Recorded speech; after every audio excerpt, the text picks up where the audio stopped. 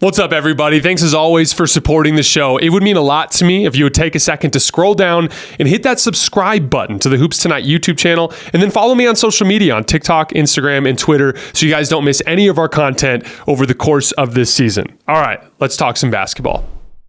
So where does Isaiah Hartenstein specifically fit within this team on both ends of the floor?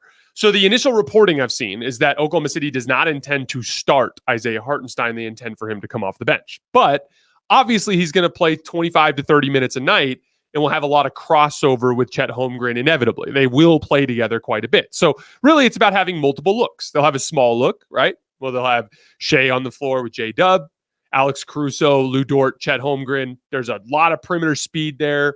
5 guys who can all defend multiple positions and can space the teams out on the other end of the floor. That's their small look. Now, without a real forward, that will have it's a really small look. But that is a look that they will have, and it will work in most matchups. It's really just some of the bigger teams that will give them issues there. But then they'll also have a big look where Chet and Isaiah Hartenstein will share the floor together. Now, what I want to start with, and I'm going to go over it as a quick monologue for our podcast audience, and then we'll go over to the clipboard. But defensively, what I really like about having Hartenstein and Chet together is it gives you the ability to put Chet in a position where he's the low man rather than the guy who's defending ball screens. When you have real length on the back line, that buys you flexibility for the ball screen defender to come higher up into actions, more aggressive on the ball. Because the low man has to be in 2 places at once. The low man, the guy that's on the back line when your screen defender is running up to defend the ball screen, and again, I'm going to show a visual example of this in a minute. He is responsible for the roll man coming down the lane and for the man in the corner, right? And so there's a certain stunting and recovering element. There's a lot of really hard closeouts. There's a lot of ground coverage, both vertically under the rim and in terms of covering ground out to the corner that comes from that position. And going from a Josh Giddey in that type of role or an undersized, a guy who's not as big like a Jalen Williams or a Shai Gilgeous-Alexander, those guys did decently enough. It's not like they're not capable of being the low man, but they just don't bring enough height or athleticism to that position. And what that does is that puts a lot of pressure on Chet when he's defending those ball screens to make sure that he doesn't let the roll man get behind him. Because if he does, that puts a lot of pressure on the back line of Oklahoma City's defense. When you have Chet on the back line and Isaiah Hartenstein defending the ball screen, you can have Isaiah Hartenstein be aggressive out at the level, attacking the ball handler, because Chet brings so much ground coverage and verticality to that low man position. So let's go over to the play software, and we're going to take a look in more detail at what I was talking about here. So I have a setup here in a typical kind of ball screen setup, right? So this number 3, the small forward is spacing out above the break on this side. This guy's going to be in position where he can dig down at the nail potentially or stay home. He's going to be somewhere in this range, right? We have the strong side corner shooter. This guy might be a little bit up the lane line, but this guy is under pretty explicit instructions to not overhelp in this particular situation out of the strong side corner. We have the ball screen coming, and we have our ball handler, right? So in this case, let's imagine that this is Chet and this is Josh Giddey. As the ball screen comes, in the event that they're icing, what the main point of attack defender will do is play this high side and force this ball handler to work downhill this way, right? But what I want to look at, I want to start with the ice, and then we'll look with our regular coverage after that. At that point, Chet's responsibility is to basically be to cover both of these guys. As this ball handler is funneling back this way and this guy's pressuring from behind, this guy's rolling into this space, right? As he's rolling into this space, if this is Josh Giddey, he is going to have a hard time bothering a lob pass here and a skip pass to the corner. That's a lot of ground to cover for Josh Giddey. And so as a result, he's not going to come up this high. And now Chet has to drop a little bit further back to keep this roll man behind in front of him. He can't let the roll man behind him, because if he does, that's going to put a lot of pressure on this low man here, right? This guy's going to keep working downhill. This guy's going to keep pressuring over the top. Chet's kind of working and playing that middle ground, right? But now imagine a situation where it's Isaiah Hartenstein and Chet Holmgren is now the four-man. In this case, if this guy is icing the ball screen and trying to force him back towards the sideline, he can come really high and aggressive, because if this 5-man gets behind him into the zone, Chet can stand right here and provide a good vertical deterrent to any sort of pass over the top.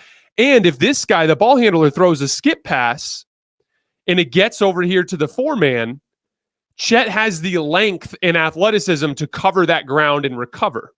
And while he's closing out, while that ball's in the air, Hartenstein can recover back into the lane. And so again, by virtue of having a real height, length, speed advantage at this 4-man position, you can trust him to actually be two places at once over here. By being aggressive on the ball handler, you can get the ball out of this guy's hands, right? Whereas if this is Josh Giddey and Chet has to be a little bit more cognizant of the roll man, now this guy has some space to operate in this part of the floor where he can get to floaters, mid-range games, maybe try to bait Chet up and then hit this guy. Maybe Josh Giddey's out of position, or maybe he's just not tall enough to bother the roll man. Again, this was an area where they struggled last year. So by virtue of having Isaiah Hartenstein to add to that look, you give yourself an aggressive pick and roll coverage because Chet can function as the low man in their defense. In general, like, we've seen this type of setup work in a bunch of different cases, right? Like, this is what the Nuggets did. They put Nikola Jokic aggressive up in a high drop because they trusted Aaron Gordon to be able to be two places at once in the back line. The Milwaukee Bucks for years did that with Brook Lopez. Bring Lopez into a higher drop coverage. We trust Giannis to be able to be both places at once. Or even when Brook Lopez would deeper drop against specific matchups, Giannis was just able to help off of that weak side corner and provide another layer of rim deterrent, while also being able to recover out to that corner. So again, having Chet at the 4 just gives you an entirely different type of athlete at the low man position than what you had beforehand. On the offensive end of the floor, Isaiah Hartenstein becomes now, instead of Chet, basically your main screening fulcrum in 5 out. And this is something that Isaiah Hartenstein excels at. Quickly flowing from side to side in ball screens. This is one of the things I talked about with Day'Ron Sharpe from the Denver Nuggets, who the Denver Nuggets just drafted. Like, that quick ball reversal is so important from the big man in 5 out in terms of getting the ball from side to side. The threat of the backdoor cut. There's a lot of like dribbling into dribble handoffs, right? Like, Isaiah Hartenstein will dribble at the guy who's coming at him, or at the 2 guys who are running action that are about to flow into him. From there, he's supposed to, if there's a slip cut out of it, to hit that. If the guy like goes to set a screen and then his man stays on the high side, he could slip through. Hartenstein's job is to hit that cut. If the guy who's the primary, the guy who's supposed to be coming off the dribble handoff, if he's being top locked, like if his defender is just literally denying him the use of the dribble handoff and he has to back cut, Isaiah Hartenstein has to make that read. If he dribbles that way and nobody's open, it's his job to quickly interpret that in reverse, like kind of do a little half spin move, switch ball handling hands, go the other way, and kind of signal to the 2 guys on the opposite end of the floor, hey, I'm coming your way now. There's a lot of decision-making and playmaking responsibility on the 5-man in ball screens, or in 5 out offense. And that is legitimately something that Isaiah Hartenstein excels at. As a matter of fact, he averaged 4.3 assists per 36 minutes in this last playoff run, operating as that type of fulcrum for the Knicks. And that was a Knicks team that didn't have a ton of ball and player movement by virtue of the injuries that took place to them and them leaning so much on Jalen Brunson. So let's go back over to the play software, and I want to demonstrate this concept for you guys. So we're going to set up in like a typical 5 out type of setup. We'll get all of our defenders matched up here. Now, most of this stuff will run and flow out of like a transition push. So like, imagine the 3-man dribbled the ball up the floor in transition and the 5-man's trailing. He's going to kick the ball back to the 5-man. Now Hartenstein has the ball. Okay. Hartenstein has the ball. Let's imagine this is Shai Gilgeous-Alexander, and let's imagine this is J-Dub, right? So let's just imagine like a basic 5 out motion concept like Chicago. And all Chicago is Hartenstein has the ball. Shai is going to run down and set a pin down, just a screen for J-Dub. And J-Dub is going to come off of that screen into a dribble handoff with Isaiah Hartenstein. That is a basic Chicago action that you will see a lot of times in like semi-transition after a quick push in 5-out offense. This is 5-out kind of flow, right? So where are the decisions that Hartenstein has to make? As Hartenstein has the ball and is dribbling this way, as Shai is setting the screen, these guys are probably going to try to switch this screen.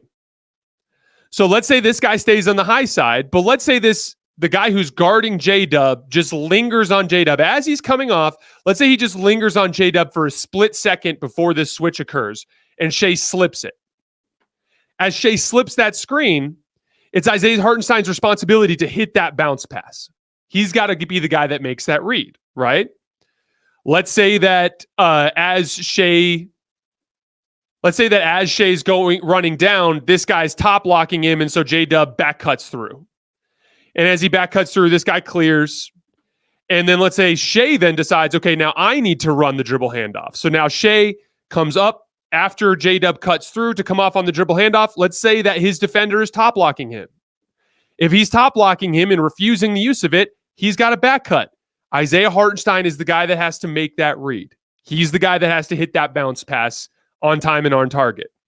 Let's say, as I mentioned earlier, if the entire play falls apart. So for whatever reason, these guys just do a really good job switching, and as Shai goes to set the screen, this guy stays on the inside position to take away the cut. He quickly switches onto Shai. As this guy tries to come off, he top locks him. The entire play is butchered. Isaiah Hartenstein is the guy who has to go, oh shit, this is falling apart. Let me dribble this way. He'll point at whoever the three-man is. Let's say it's Alex Caruso or Lou Dort, and he's going to be like, go set a pin down for Chet. Then he's going to pin down for Chet, and then Chet's going to come off. That's a decision that Isaiah Hartenstein has to be able to make. And then the last one that will hit is just the big man ignoring him. So in the event that this guy, the defender guarding Isaiah, is just sagging way back in the paint, and we have our matchups pretty normal over here, and this guy's coming down to set this pin down, Isaiah Hartenstein might need to just attack this man. And that was something you saw a bunch in the playoffs. If you guys remember, he did it to Joel Embiid too, where like Embiid would just be playing center field and just ignore Hartenstein and sag back into this painted area. And Hartenstein would just drive at him hard with his left hand and get all the way to the rim. Those are all the types of reads that your big man needs to make in a 5-out offense. And there's a whole other layer to it when he's already set the screen and now he's rolling into space. We've talked about like him needing to score in the short roll, like literally made 60% of his floaters in the regular season last year, made 66% of his floaters in the playoffs last year. So like he can score on the roll as well. Like Isaiah Hartenstein, I think in a lot of ways represents kind of the quintessential modern 5-out offensive big. He can set good screens. He can make all of the reads. He can make the backdoor passes. He quickly flows from side to side. He can score when he's on the roll. He can score when the center's ignoring him. He's not going to put up massive box score numbers, but he's just a really functional cog in that type of 5-out system. And again, like I don't even worry about him on the offensive end of the floor with this unit. The only guy that I get concerned about in terms of how the offense will function when Hartenstein's on the floor is Chet Holmgren. And this is something I mentioned earlier, but I want to get a little bit deeper into it now. Going from being guarded by centers who are slower footed, usually dropping in traditional coverages on ball screens, which allows him to pop free and clear to the top of the key. When Chet spaces above the break, his man, the center, typically sags way back into the lane. Going from that to that guy guarding Hartenstein, and now Chet's being guarded by a forward who is going to apply more ball pressure, who's probably going to be quicker footed, at least as quick footed as Chet, to a guy who's probably going to switch most actions as opposed to dropping in most actions. Going from that is going to put a lot more difficulty or just challenge on Chet in his perimeter skills. And so we're going to go over to the play software one more time, and I just want to kind of demonstrate this concept. So again, if this is Chet, we'll just set up in like a 5-out kind of ball screen kind of situation here. If this is Chet, and Chet's guarding the ball screen, and this team's going to ice the side ball screen. By the way, the reason why I keep talking about icing, every single team in the NBA wants to ice side ball screens. That's what they try to do, which all that is this man, instead of chasing over the top and then funneling into the middle of the floor, this man is actually going to stay way on the high side of the screen and try to force him back towards the sideline. There are times where ball handlers in the NBA do get to the middle of the floor. I don't want to pretend like that never happens. They'll just, a lot of times, like, they'll dribble down and then this guy will chase and then they'll use a retreat dribble, which will get them back onto that high side so they can get over. They will get over. And when they do get over the top of the screen, the same exact kind of coverage principles apply. The only difference you'll see is sometimes if the ball handler gets way over here, they may ask this guy to be the low man. Once the ball crosses that midline, this guy becomes the low man, as opposed to on an ice, when they funnel this way, this guy is your low man, right? So there are some differences in the floor construct, but most teams are going to try to ice that ball screen and funnel him back towards the sideline, right? So as he funnels him towards the sideline, this guy's in his drop coverage. He funnels towards the sideline. He's chasing. Chet is going to pop right here, and he's going to be wide open, and he's going to have a slow-footed center closing out at him that he can cook off the dribble and make stuff happen. That's going to be Hartenstein now. Now, this is going to be Chet guarded by a forward. So now what's going to end up happening is a lot of times Chet's going to have this guy on him, ball pressuring whenever he has the ball. When Chet goes to set a screen, if Chet, like, let's say Isaiah Hartenstein goes down to the dunker spot, and Jalen Williams calls for a screen and Chet goes to set it, this is probably just going to be a switch. They'll just switch the ball screen, and now J-Dub will be going against the forward and Chet will be going against the two guard. That's not going to be a drop or an ice the way that you see in most of these ball screen coverages when he's at the 5. That inherently is going to prevent some of those openings that Chet gets in terms of clean catches on the perimeter. The second piece of it is having to run action. As we talked about earlier, let's imagine Isaiah Hartenstein as our ball handling fulcrum right up here, right? So he's our fulcrum, and we have Hartenstein getting ready to run Chicago action. So J-Dub runs down, he sets a pin down screen for Shai. Shai comes off the dribble handoff. These two guys switch. Isaiah Hartenstein goes to flow into it. These guys, let's say they deny it, or let's just, for the sake of making it work or look kind of a different look than we've already shown, let's say Shai gets over the screen. So Isaiah Hartenstein sets a pick. Shai gets over the screen. He comes down into this zone. Let's say this guy offers nail help. So there's just a lot of traffic in here around Shai. Shai would make the kick out pass over here to Lou Dort. At which point, Lou Dort would flow down into a dribble handoff where Chet would come off. This guy would switch. Now Lou Dort's defender is guarding Chet on the ball. And as Shai kind of cycles through and Jalen cycles up, Hartenstein's going to turn and go set the screen. So now Chet is running action as the primary ball handler in 5 out because of Isaiah Hartenstein being the 5-man.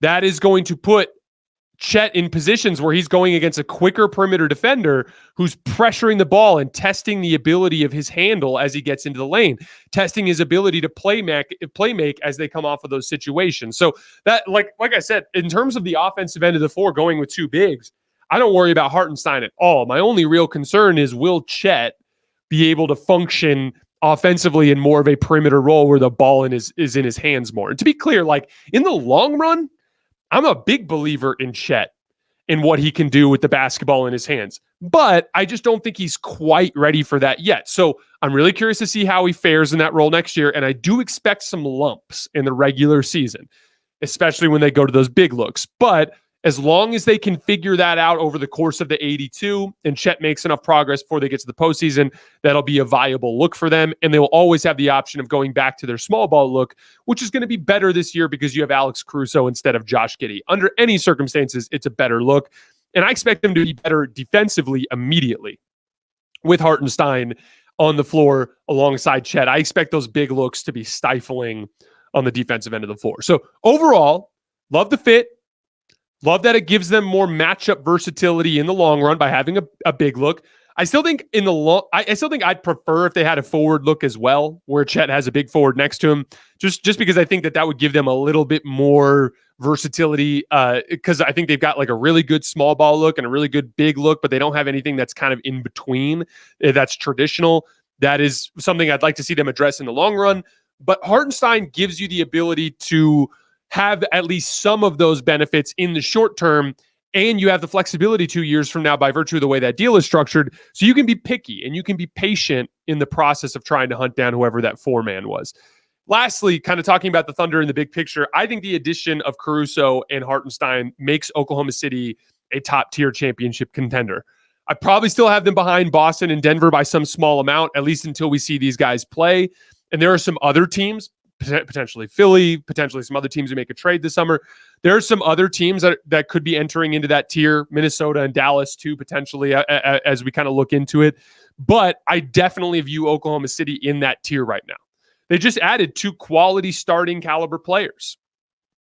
They only had 4 of those last year. Now they have 6 of them, just like Boston does. So we'll actually rank our contenders later in the summer. We usually do that like middle September. As we kind of get ready for training camp, we'll rank our contenders, but I want to wait until all of the signings and trades come through before we do that, just because there's just going to be a lot of new information over the course of the next couple of months. But I do, at this point, have Oklahoma City in that top tier of contenders by virtue of these 2 moves. I really wanted Hartenstein to the Thunder. We got it. It's going to be a lot of fun.